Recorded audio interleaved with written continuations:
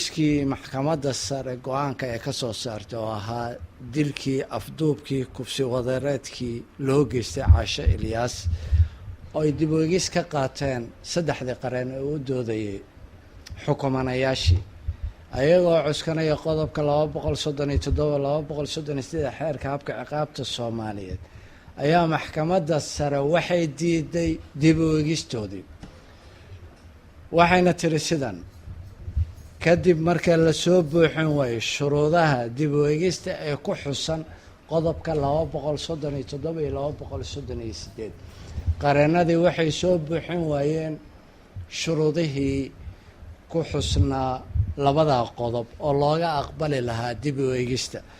sidaa darteed maxkamadda sare waxay soo saartay in xukunkaas uu dhaqangal yahay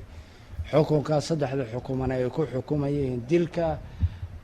oo ahaa kufsi wadareedkii iyo dilkii iyo afduubkii ay u geysteen caasho ilyaas qodobka saddexaad ee maxkamadda sare waxay leedahay waxaa dhaqangal ah oo la fulinayaa xukunkii maxkamadda sare ee soo baxay Agost 25keedii kana soo baxay maxkamadda sare dowladda Puntland kaasoo ayiday xukunadii maxkamadda darajada koowaad iyo maxkamadihii racfaanka maxkamadda darajada koowaad iyo maxkamadda racfaanka ee gobolka Nugaal sidaa darteed halkaa waxaa ka cad in kiiskii Caaisha uu ka dhamaaday maxkamadihii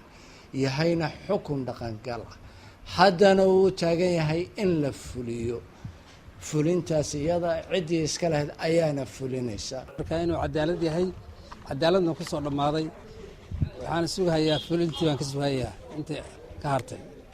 waxaan qisaasanaya maya cid aan wada xiriirin ma jirto cid aan ka wada hadalnayna ma jirto kamana la hadlayo waa qisaasanaya